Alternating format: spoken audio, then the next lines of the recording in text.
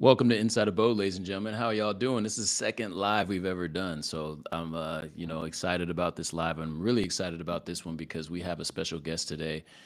We have a really special guest today. I'm going to get into that in just a minute, though, and you already know because probably saw the title if you're listening to this after the fact. But we are in our second live, and I'm doing this to change up the format because one, I like it, and two, I'd like to do this more often potentially. And like we always know, we try to drop some gems and try to have some timely content for you. Obviously, this is a big week. I'll probably talk about the election on another podcast and get some people in here to talk about that. We can chew on it a little bit. um, but the show must go on, right? And it's a hard week. I ain't gonna front, like it's hard for me. So just from a social standpoint, there are some economic benefits, I guess, if you will, short term, to this presidency taking the office. So with that, we're gonna have a chance to unpack all of that, though. So let's get to it. Before I get to my guest, I want to ask you to subscribe. I want to uh, let you hit that little button because it costs you nothing to be up on the podcast. And, we got some things cooking for you. So, really excited. What's going on around Abode? Well, Abode right now, you might hear some construction in the background. We're working on expanding our space here in Old Town. And so we're really excited about that. We're looking forward to 2025 and just trying to, end the year strong and make sure that we are in position to make sure that we serve our folks to the best of our ability and the community. So we got that going on. You'll probably see some more stuff and changes and things of that nature coming on different, pieces of content that we throw out there. So just stay with us, man, and watch us grow. We finna grow into the next one. We're doing 360 videos. We got some stuff cooking. So anyway, I want to get to my guest. So my guest is waiting. My guest that I have on today, he graduated from UW Washington. If you're a dog, go dogs. He moved from the East Coast, Virginia to be exact. He's a Virginia boy. Ryan would like that. I already said he's UW grad. He spent, after he graduated from UW with a master's in economics, he then went to Zillow and spent 5.5 years at Zillow. And now recently he was just named principal economist of Windermere Real Estate. So bringing on today, I have Jeff Tucker. Jeff, how you doing, man? Hey, I'm doing great. Thanks. It's great to be here. Thanks for having me on. Yeah, man, I'm really excited because you just recently started with Windermere and just started putting out content and stuff like that. And we were just talking before we went live and just talking about the process of creating content. And it's great to just start. And I'm watching you do that in real time, and it's really cool to watch you just grow on a content front.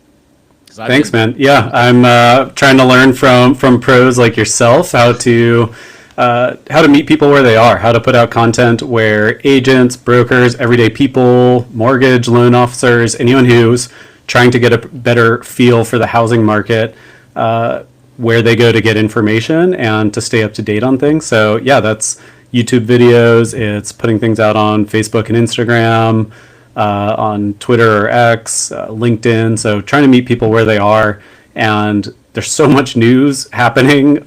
I mean, yeah, all the time, but the housing market has been on such a roller coaster the last few years. I feel yes, like it's, for folks trying to transact in it, it's a lot to keep up with. It's even for folks who are not transacting, it's like one of the top topics at the playground during our kids' soccer games and things like that. It seems like everyone's talking about it. yeah, and I mean rightfully so. I think it feels like, well, we'll get into the numbers in just a minute, but I know that for our agents, it's been like really sticky. The transactions have been really sticky. Because people have to really pay attention to what they're doing. Because of the rates being so high, it's it's a bigger decision, I guess, if you will, right now financially for a lot of folks. Whereas before, when the rates were really low, you kind of could just finagle in and out of stuff, and where that's not the case, or at least from what I said. And it's always going to be sticky too. Like transactions are always complicated and nuanced. Just Yeah, like for most folks, this is the biggest transaction they've ever made. You know, when they go buy that first house, and in a region like the Northwest, and frankly, all around the country nowadays, affordability is stretched so far that, yeah, as you said, the stakes are really high. This is a really important decision. That's both the most expensive kind of decision you're making, one of the biggest pieces, probably the single biggest piece of your monthly budget, right. and the biggest determinant of how you live your everyday life, who your neighbors are, you know, what your street is like, where your kids go to school if you got kids, what your commute's like, that kind of thing. So Right. it's high stakes. So you want to get it right. Yeah, and so let's go back to like I gave the intro. You're from Virginia. Like, what do you remember most about Virginia that you liked the most about Virginia? Because I know because Ryan Nicey is an agent in our office. He's from Virginia. He loves him some Virginia. So what do you remember? What's one of your fondest memories of Virginia? So a couple things I do love. I love history, and so I mean, there's a lot of there's Jamestown Fort and Island and the archaeological dig there. My grandparents actually volunteered with some of the dig and finding artifacts, and Oh wow. they kind of they rediscovered in our lifetimes. They rediscovered the actual location of the original fort at Jamestown Island and excavated it, got all these artifacts out. So it was cool. So I grew up in Williamsburg. My family would like go on bike rides down to Jamestown Island. It's like 5 minutes away. That's crazy. So like just being right there and learning about history, I think was really fascinating. The other thing there is Busch Gardens, Williamsburg. The best roller coasters, the best the best like theme park. It's like old Europe themed, and there's Okay. like little old England, old Ireland. There's Oktoberfest. We used to get season passes. That was a blast. So I have a soft spot in my heart. And honestly, the one thing that I really feel like the Northwest is missing are some good roller coasters, some good theme parks with some You're really right. big roller coasters. You were right about that. You're definitely right. Yeah, if I had to think about it, like where do I go to go get on a roller coaster? It's the Puyallup, or it's not the Puyallup Fair anymore. It's the Washington State Fair. But like, yeah, it'd have to be the Washington State Fair. So that's the only roller coaster we have, and that's when you go to like a theme park, it's just not it. But yeah, that's interesting. What do you like most about being on the West Coast now? You came over. You said your wife is from Alaska, and now you're on the West Coast. You're in Washington. What do you like best about being over here in Washington?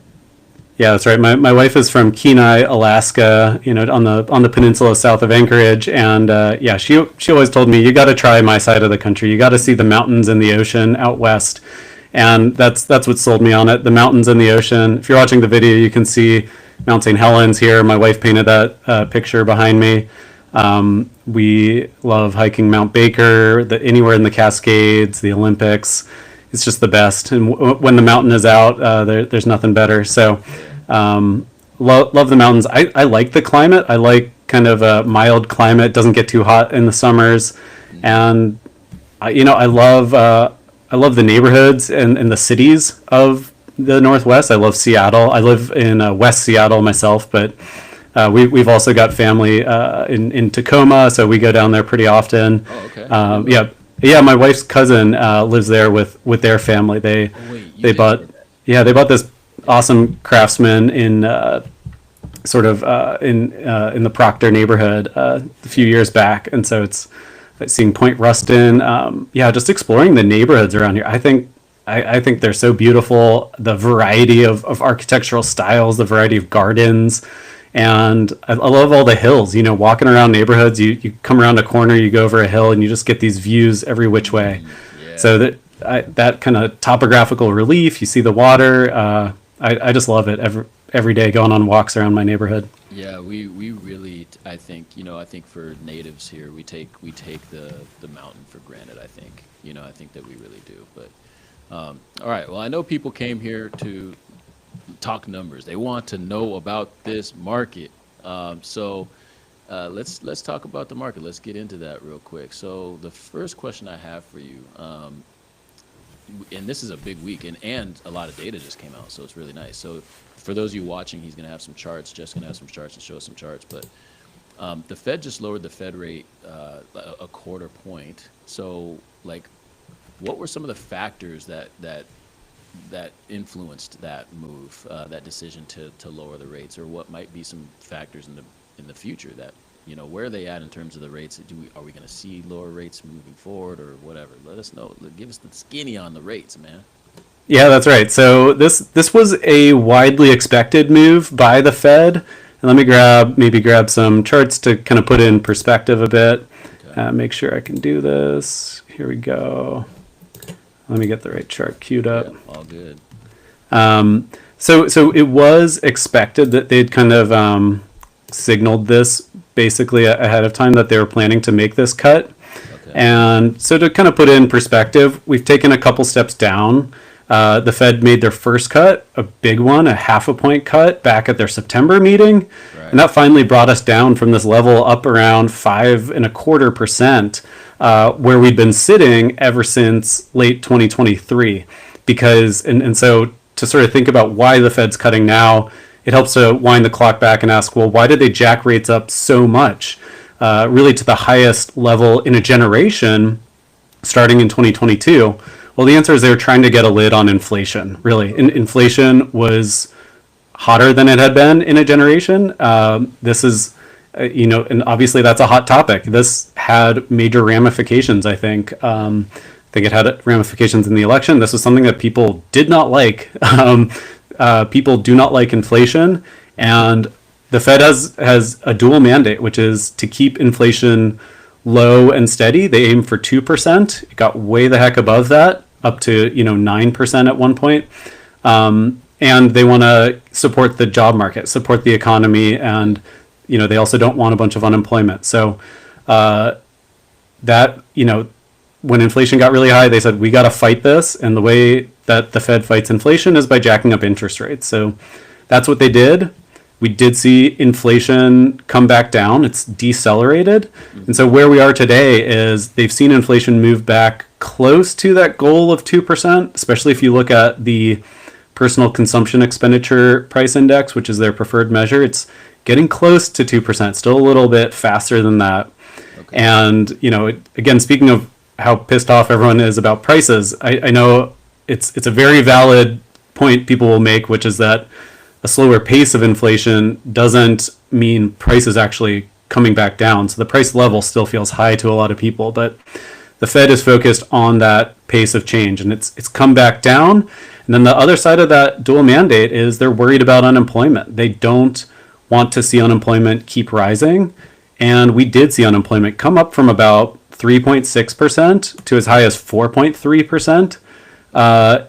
Over the course of this year, basically, over the course of 2024. And that's worrying. They don't want to see more people lose their jobs. And historically speaking, when unemployment has kind of bottomed and it begins to rise, it goes up by 0.5 point like that, it usually keeps going up. So they're worried about that. Yeah. And they don't, they don't want that runaway growth in unemployment. So they've hit a point where they're trying to balance these competing objectives of get that inflation back under control, but also don't kill the labor market at the same time by trying to fight it. Right. Is that employment rate? So you mentioned that it typically will continue. Is that because it's like a lagging indicator, or is that just because it's just a kind of a compound effect? It is a bit of a lagging indicator. And yeah, I think the other way you put that, compounding effect, is that there are these kind of virtuous and vicious cycles that can get underway in the economy, where as people lose their jobs and cut back on spending, or they lose confidence in the economy and their finances, they stop spending, and one person's spending is another person's income. Right. So as that money stops circulating as much, more people lose their jobs, and you can get that vicious cycle. So if the Fed can kind of nip it in the bud before we get on a runaway growth of unemployment, that's kind of what people mean by achieving a soft landing. That's been kind of their goal, is get that inflation back down, but without crashing the plane, essentially, sending us into a recession. Yeah. It kind of looks like they're pulling that off. It's probably still a little too soon to tell, but so far, the unemployment rate actually ticked back down a bit the last couple months. Okay. And it's mixed. We're getting a lot of mixed signals. So I think the jury's still out on whether unemployment will get worse. But at the moment, it's historically speaking, we're still at a pretty good level. Yeah, the part about the unemployment, what I find is fascinating was, like in 2023, for example, I'd be talking with other, lenders and people that were on the economy, and it's like we wanted the unemployment rate to go up, which is kind of a weird thing to say, like, and it's speaking from a place of privilege in some ways as well, like because we're like, hey, yeah, we want the employment rate to go up, so it's just like, man, that kind of sucks. Like we're basically saying we want people to lose jobs, but like at the time we just needed the rate. Like I mean, looking at the charts, it's like, yeah, like we don't want the rates to keep. They had to keep doing that because we just kept spending. Um, and I just found that interesting. The other thing is, in terms of like, do you feel like the Q4 holiday season will have an impact on the unemployment rate as well because like of seasonal employment? Yeah, they so that unemployment rate, that headline number is seasonally adjusted, but Okay. making those seasonal adjustments is hard, and it's been one of the challenges in the pandemic is that a lot of kind of seasonally adjusted numbers have been confusing. And you're absolutely right. There's this surge of employment and job activity in the retail sector in Q4 every year. And Right. so we're trying to adjust for that. But there's a mix of sort of traditional kind of seasonal Q4 winter activity, but also the way our economy is changing and more of that activity, going online, shopping on Amazon, kind of delivery and warehouse workers to make those retail sales. That's changing the kind of the shape of it for sure. Yeah. No, that's interesting. Thanks for sharing that. That graph is huge. So as we're looking forward to 2025, what are some of the like key indicators or trends that you see that will potentially shape that you believe will maybe shape the housing market? And let's just start nationally. You can speak from a macro standpoint, or if you want to speak from a regional standpoint, it doesn't matter to me. But what trends do you see coming up that potentially could shape the housing market in 2025? Yeah, so I think that the elephant in the room is mortgage rates. So I'll start there.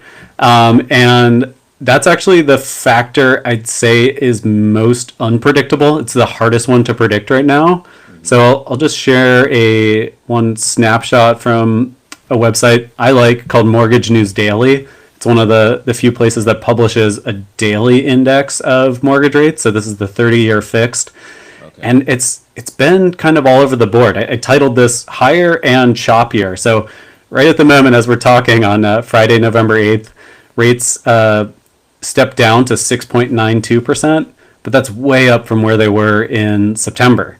So that movement the last couple months has kind of blown up this previously sort of steady, predictable narrative that we'd been having for most of the year, which was rates working their way down ever since May. They got as low as like 6.1%. And we really saw home shoppers respond to that. We saw more housing market activity, especially in October, oddly enough. So a bunch of closed sales. So I think people who closed on that loan, closed on that home, who made that offer, got it accepted in September, then they closed on their purchase in October. So we got some, especially in the Northwest, actually some pretty strong sales numbers in October. So I do think those lower mortgage rates were helping buyers get back in the game, helping kind of unfreeze this market a bit. Yeah. And now they've jumped back up, and so now it's like, well, where are they going to go? And everyone's trying to kind of piece that, untangle that. Like, what's the deal? Why did this happen? Right. And I think it's especially confusing for a lot of folks because wait, didn't we just say the Fed cut interest rates? Yeah.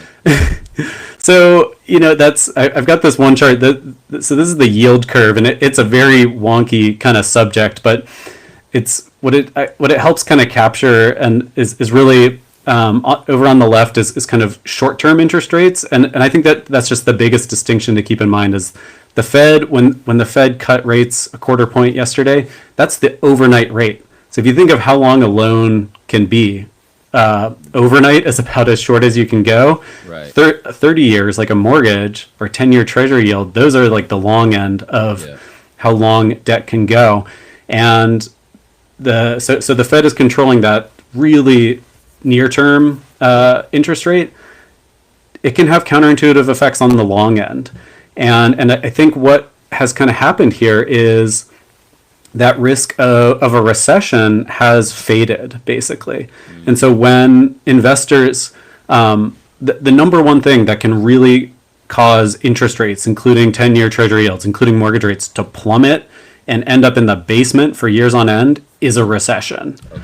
So if folks were thinking a couple months ago, we might be sliding into a recession, that was getting priced into the yields, into the bonds. Okay. And now we've gotten some good news in the last couple months, some good economic news as well. And even part of that picture, this is the most paradoxical part of that picture was the Fed jumping in with a big half-point cut to start the rate cutting cycle. That signaled Jerome Powell came out and said, we'll do what it takes to stop a recession. Even if one's starting to brew, we're going to nip it in the bud. We're willing to do big cuts. We're not afraid of that. And so as that kind of reassured investors, okay, probably not going into a recession now, that started to cut off some of that sort of hypothetical future of rates in the basement for years. Yeah. So as that possibility goes away, then rates get a bit higher. So yeah, where we are now, rates are kind of high again, unfortunately. Yeah. Back up close to 7%, kind of the upper sixes. So that's one thing to watch. The other thing is now, just in the last week or two, the markets are really trying to digest the news of the election. What is that? Right. What is that going to mean? That's, for one thing, there's a bit of uncertainty. I think if it had gone the other way, then it would have been a bit easier to say, okay, we'll see a continuation, sort of continuity of the Biden administration's economic policy. Because they have a 4-year, window to look at and say, okay. Yeah. But now I think there's a lot of questions. I think the two big economic policies probably are going to involve tax cuts, sort of, because we had the expiration of the 2017 Tax Cuts and Jobs Act tax cuts. Now the Congress is probably going to be in a position to extend some of those. Right. And the other big priority is tariffs. And I think on both of those, so we know sort of the direction that maybe policy will go. We're not so clear on the magnitude. Right. How big will those tax cuts be? How big and broad will the tariffs be? Everyone's trying to figure that out. Broadly, though, both of those policies would probably tend to push inflation up a bit. Tax cuts, that's fiscal stimulus. That generally tends to push up inflation, all else equal. Right. And tariffs tend to raise the consumer prices that we pay because so many of our goods are imported. So if those are both kind of inflationary, then that'd be one reason maybe that higher inflation tends to push up, mortgage rates like we're looking at here. So that could be playing into things as the market priced in both the rising likelihood and then now the certainty of this election outcome we got. Interesting. Thank you for sharing that. That's really good info. The tariffs part is fascinating. I know it doesn't have anything to do with. Well, I mean, it does have something to do. There's impacts, but you said a tax cut and tariffs being the two monetary policies that are potentially, on the table. And so, here's one thing that I look at. I look at the M2 global money supply as well, just to kind of, get a grip on like where the money's kind of shifting. And right now, or at least people I'm talking to, and or at least people I listen to, it's starting to tick back up, in terms of just the global liquidity. And so is that I'm wondering if that's going to have an impact on all of this, and whether that liquidity will cycle through to consumers or businesses, or where it's going. I don't know. I just don't know. But do you have is that going to have any impact as well with the tariffs and tax cuts as well? Yeah. So, higher money supply and kind of looser monetary I see that kind of going hand in hand with looser monetary policy, which is part and parcel with those short-term interest rate cuts. That would be maybe another piece of a puzzle that adds up to a bit more of an inflationary environment. And higher inflation means higher rates, including higher mortgage rates. So that is probably a piece of the puzzle. I guess the one other thing I'd sort of say about the money supply and monetary policy is that that one other thing going on in the background is that the Fed has this huge balance sheet where they went out, they bought a ton of treasuries and mortgage-backed securities early in the pandemic. That was that's their way of kind of pumping money out into the money supply, Okay. and that balance sheet though they've been letting that shrink in large part through running off the principal on those mortgage-backed securities, which just means, every month I've got a mortgage. Every month I, send some fraction of my mortgage is paying off the principal on that note, and so it just keeps shrinking. And so as everybody's, just gradually kind of paying off their mortgages, the Fed's balance sheet is shrinking. Yeah. So that's the one piece of this puzzle that's rowing in the other direction a bit. They're no longer going out there buying mortgages, trying to kind of directly impact that. And by letting it kind of shrink, letting that balance sheet shrink, that should be a bit contractionary. So one piece, one bit of wind in the other direction against an inflationary environment. Okay. And you kind of alluded to this already, but how will any of those trends or factors impact like housing affordability and buyer demand? Like in the Well, no, we should definitely jump over it. Like think about the housing market more specifically here. So let me Sorry, grab I got some you of in the those. weeds a little bit. I like talking about that science. The listeners want to hear about the housing market. So But so it all impacts it though. It all totally, yeah. I mean, how mortgage affordability, both when it got really good, frankly, in 2020, and then the worst ever, essentially, by 2023. That has been the elephant in the room. So yeah, that's why we focus so much on it. And a lot of the impact of that shows up in inventory. So this is I think of inventory as kind of like the barometer for the housing market.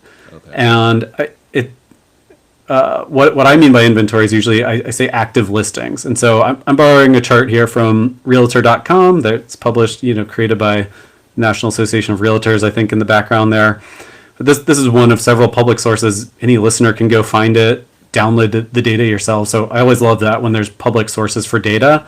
And so when I say the barometer for housing, inventory kind of, it's both kind of the consequence of that balance of supply and demand and starts to have an impact on activity going forward. So it's both kind of cause and effect. And what I mean by that is when demand is really outstripping supply, it pushes inventory down. It's, it's like the shelves are bare at Costco in March 2020 because everyone's buying toilet paper. That's when demand really outstrips supply.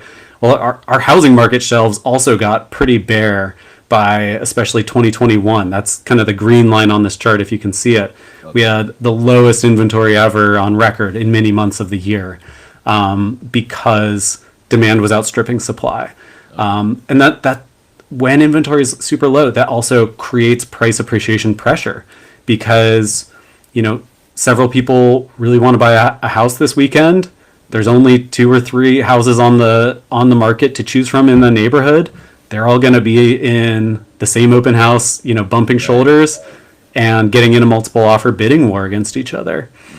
Flip that all around, lots of options out there, maybe some of them sitting for several weeks. Right. Then buyers don't feel so frantic. They don't feel like they need to waive every contingency, offer way above list, put escalation clauses. I'm sure you've seen all of these kinds of sometimes almost manic moves that people needed to make to win an offer back in 2021. Those have largely gone away for many folks. When inventory gets higher, then the market's not so manic. It's not so crazy like that. And I do think it's just a healthier market too, where people don't feel that they need to rush into something and waive their contingencies, and where they feel when they can look at a bunch of options and that helps them find the right fit for their family. So I'm glad you mentioned that. Yeah. I'm glad you mentioned that because I agree that it's just health. It seems like a healthier market, even though we're hurting. Like there's other industries that are hurting and people are hurting, but I feel like just the pace is definitely more sustainable Yeah. on that front. Yeah. So as you said though, that the sales volume is still really low. Let's see. I had one other version of this. The one thing people do worry about, I hear this a lot. I've heard it for a few years, is that if inventory rises, they kind of worry. Okay, are we headed for a glut? Will that cause a market crash and so on? I don't think we're really at risk of that. This is that same data actually, but it's weekly data and it's showing the year over year change. Interesting. And my main takeaway here is just it kind of curves over at the end that inventory is up year over year, but not at an accelerating pace. It's not taken off for the moon. Okay. It's so I think we're kind of easing back toward a more normal level of inventory. But you did mention sales, so then I'll turn to that real quick. Is sales activity is still really low. Existing home sales is this year, the last 12 months, according to data from the National Association of Realtors, that was the fewest existing home sales closed almost on record. Oh, really? It was less. The last couple of years have all been kind of competing for that title, but like the last 12 months was even lower than like 2009 or 2010 Oh, wow. for existing home sales volume. So that's why sometimes I've been referring to this market as kind of frozen. Was Yeah. just not a lot of people transacting and moving. So Interesting. what we've been watching for is kind of like that turning point. We're looking for kind of signs of life. Yeah. And we did see some signs of life in October, especially in pending sales. Oh, yeah. We saw it. Did you feel it in your market? Yeah, we saw it, we felt it, or at least just in this office for sure. Our folks are definitely getting stuff under contract and really helping their clients, get into homes. And we just saw an uptick in activity, and in the month of October for sure, and it was like very noticeable. That's good to hear, and it's always good to hear that some statistic I'm seeing on a website is matched by activity from the real world on the ground experience in an office. So what I took from that was that condition, the kind of the pendulum had swung in buyers' favor. There was more inventory to choose from, like I was showing a second ago, and those mortgage rates came down. And even though the Fed cutting that short-term rate in September, even though that didn't cause these lower mortgage rates, I think it broke through the news cycle. I think a lot of people, if you look at like Google Trends for like searching for the word mortgage, it spiked as soon as Jerome Powell cut that benchmark rate. Because I think that's when people heard, oh, okay, now we're in a world where interest rates are coming down. Right. And they went and found out, yeah, interest rates came down almost a point or more from May to September this year. Then they got out there and said, all right, let's make a move. That kind of, it was like a perfect storm of good conditions for buyers. More inventory, lower interest rates. And so for me, this is kind of my key proof of concept to thinking ahead, is that for the housing market next year, is that if mortgage rates can come back down, buyers are ready to jump off the sidelines. Buyers are ready to jump back in. Yeah. No, I agree. I feel like it seems like it's a ball, a ball being held underwater, to me, in terms of the money that's sitting on the sidelines, just waiting for the rates to come down to where it's manageable. Because to me, I look at it like, even just from a social standpoint, you have this time frame where people don't make a move, and just in general, and people get antsy, things happen in life or whatever, and you might stay in a situation because it's just not affordable to do anything. But the minute it does, and then you have investors who are sitting there like, yeah, I'm not going to invest at that rate, but when it does, and so now you're going to have this like clash of like life stuff happening over 2 years, and you just can't make a move, and then you're like, I got to get out of here, or I got to whatever, like, I don't know, I just feel like there's this pent up demand that's like getting ready to just want to scream. Yeah, I think that's right. That you can't put life off forever. Right. These life events are piling up out there. People's kids are getting they're getting bigger every year. They're another year older every year. People have more kids. People get married or divorced. They get a new job. They need to relocate. They retire. Like there are all these life events that keep happening. and often they trigger the need to move, the need to buy or sell a house. And so I do think a lot of people were pushing that off, putting that off as long as they could. But the longer they wait, the more kind of urgent that becomes to actually make that move. Right. So what are your thoughts on any, like, is there any regional disparities you see in the housing market? Does that, so like all the things that we're talking about here on the national scale, does that apply regionally? Yeah, so actually, if anything, that sales activity in October picked up even more. Let me jump back ahead here to just some data from the Northwest MLS, which covers most of Washington, but especially Western Washington, and that boost in activity. So we nationwide there was an extra 10% pending sales growth year over year in October. It in the Northwest MLS area, it was 27% more. Oh, wow. Like that's a huge gain. Wow. That's really extraordinary, actually. And if we dig into King, Pierce, and Snohomish counties, so those are the three counties that technically make up the Seattle metropolitan area.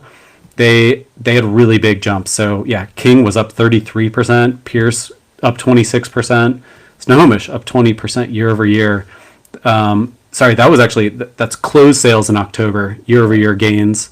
Pending sales were up even more in October than that, especially in Pierce. So Pierce, we saw 38% more Wow. pending sales year over year in October.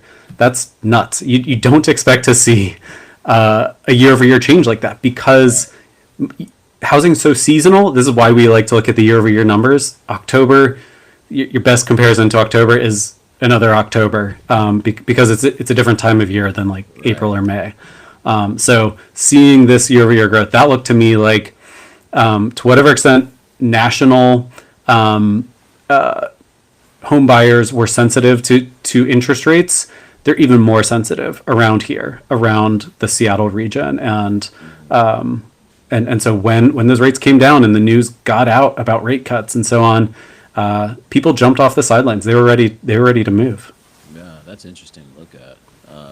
Yeah, thanks for sharing that. It's well, based on what you've been talking about. So it's kind of like it feels like, so with the rates that we're talking about, we kind of don't know. We have a new you know, administration coming in. We don't know at which rate that they're at, the magnitude of which they're going to do things. But this is positive to look at. I think that I do believe, like, do you feel like there's a regional advantage, I guess, if you will, that we have to being around the Sound, being in what I like to call Silicon Valley 2.0? Is there any advantages to being in our region, specifically in Washington? Well, yeah, I mean, I think it's the greatest region in the country, but in terms of the housing market, there's no question that, as you put it, being Silicon Valley 2.0 plays a big role, that has helped drive a lot of the demand to live here, as well as the purchasing power necessary to afford where prices have gotten. Frankly, I think a lot of those kind of a lot of the people who are able to move in and buy houses at these prices, even as interest rates have stayed high, in many cases, it kind of requires almost that tech salary, Right. or requires a lot of help with the down payment. Maybe you bought a house 10 years ago and it appreciated so much that home equity became your next down payment, or maybe you got help from your parents. Yeah. So I do think that actually that kind of thing of getting help on the down payment is going to keep looming larger in the housing market here. And that's unfortunate. I'd say that's unfortunate from an equity standpoint, and it's really kind of reflecting generational entrenched inequity but I think that has become a fact of life for many folks, that the down payment is too daunting, or that monthly payment without something to kind of push down that principal is out of reach for a lot of people. So, I mean, I do think that affordability in this region is at crisis levels. It is, so I should say unaffordability is at crisis levels. So that continues to be a major challenge here. But yeah, I mean, when you see these sales, there's certainly a segment of folks who are finding a way to make that work, who are buying and transacting in this market. And They they're finding a way. forging ahead. I seen them. They finding a way. They finding a way. I've seen it. I'm watching it. I'm like, okay, like people are figuring this out. And that can look a bunch of different ways. That can look in, multi-generational. It could look house hacking. It could be people, like people combining to form an LLC and buying, I don't know. I've just seen all kinds of different stuff out here. And I think that's one of the benefits of a tough market like this is people get creative, and figure out how they're going to provide housing for themselves. So for a parting message for people, or did you have anything else to say on the regional side of things? No, yeah. I think just to sum it up, I'd say that yeah, we saw some real signs of life of renewed activity when interest rates came back down. So my takeaway is still this region is even more sensitive to interest rates than the country at large. So if rates do kind of resume that downward trend next year, I would really expect, and as you put it, sort of holding a volleyball underwater or a beach ball underwater. Yeah. I am expecting a busy spring buying season for this region in particular. Yeah. Yeah, I agree. Based on what I just saw last spring, I just feel like with potentially, who knows, but with potentially more rate cuts, I know it might not be the mortgage rates that come down, but it's still, I just feel like there's enough people who've lived life, who've seen this, and are kind of getting used to this territory, I guess, if you will. We have one more year of experience in this rate range, and so it feels like people adjust accordingly to whatever housing market they're in, and then have a need that they have to just do whatever they got to do. And looking at the data, I mean that's positive that we're up year over year in these counties. So, oh, thank you for sharing that. That's good. So, what parting message do you have for buyers or sellers right now?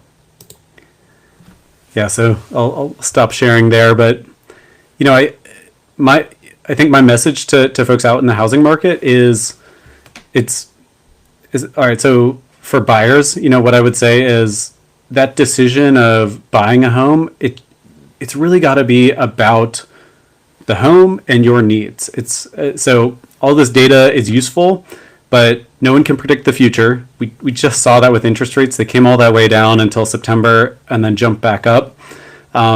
So don't just sit there on the sideline waiting for interest rates to get where you want them to go. What you need to ask yourself is, so you find a house and you ask yourself, is this a house where I'd be happy living, where it meets me, it meets my needs, meets my family's needs for at least the next few years that I can predict? Would I be really happy there? And can I afford it at the mortgage rate I'm getting today? Right. That's what you need to ask yourself. And trying to make predictions about all these other trends and stuff, that's not where your head should be at. Your head should be at, is this, will I be really happy in this house and can I afford it? Basically, that's what you need to ask yourself. And at the moment, I would also say this is a quieter time of year than the spring. Mm-hmm. That there will be kind of more new listings hitting the market every week in the spring. That'll be fun to look forward to. But there will be a lot more other buyers out there bumping elbows with you at the open houses. Yeah. So if you want to buy a home without getting in a bidding war, your best chance is Q4. We're in it. The winter, the holiday season is a great time to do that. I'm sure you can back that up, Dave. Oh, 100%. I have someone who just moved from DC over here, and they started in like September or whatever, and a house came up, and it was just like, hey, we like this one. It was like literally 40 minutes after it went live, and I looked at it and I was just like, oh yeah, there's a bunch of people that like that, and of course there was already an offer on that night. You know what I mean? And so I think the houses that are the ones that people want. If you sit there and you say, wow, I really like that. If I'm talking to buyers now, if you really like that house, like chances are there's someone else that likes it too. Like I think that. But I like your message of don't try to time the market. Like that's how I always say it. It's like don't try to time the market, but it is helpful to know what market you're in though. So That's a great way to sum it up. yeah, I like that. So thank you for coming on, and I will say that we have one more segment that I did not tell you about. It's called Hot Take. Are you ready for Hot Take? So I'm gonna give you two things, and you just got to pick one. Okay. All right. So he's down for hot take. All right, you ready to go? Hot take: ice cream or cake? Ice cream. Ooh, okay. Ice cream person. I like that. I like that. Do you like ice cream cake? I liked it as a kid. I got a bunch of Baskin Robbins ice cream cakes when I was a kid. Those slap. I love those. All right. Would you rather watch a movie or series? I'd go with a movie. Okay. Okay. I'm a lot more likely to put away my phone and stop doom scrolling if I'm actually sitting down for a movie. But somehow I can't help myself when I'm watching a TV show. Yeah, I feel that. Would you rather be too hot or too cold? Rather be too cold Okay. Okay. because I can bundle up. Yeah, And exactly. maybe this gets back to why I like Seattle more than Virginia. Yeah, I know. All right, this is an important one. Candy corn or gummy bears? There's Gummy only one right bears. answer on this one. It's got to be gummy bears. There's only one right answer on that one. No, I'm joking. There's no right. No right. All right, last one. Drum roll, and it is West Coast or East Coast. West Coast, hands down. West Coast, best coast. Hey, let's go. Throwing up the W's. All right, thank you. You passed hot take. Good job, man. First time on the Inside Abode podcast, and you passed hot take with flying colors. So I appreciate you. If you have 30 seconds, give people how they get in touch with you, your spiel, whatever. All right. Follow Windermere Economics. So that's the brand. That's the brand. And check us out on YouTube. Check us out on Facebook and Instagram. Putting out videos and putting out posts with some charts. I'm going to post one about mortgage rates in just a few minutes when we wrap up with this. So follow along there for all of my latest hot takes. All right. Well, that was Jeff Tucker, ladies and gentlemen, Windermere real estate principal economist. Recently just joined us. I'm really fortunate that you came on. Thank you for coming on today. This is really a big deal for us to be able to listen to you talk about the market. You're very knowledgeable, obviously, and hopefully people got something from this. And yeah, I'll have to have you on again at some point in time. We'll go live again. This was fun. Thank you. Yeah, I had a blast. Thanks for having me on, Dave. Yeah. All right. And with that, ladies and gentlemen, you know what to do. Subscribe, and we'll hit you on the next one. All right. Peace.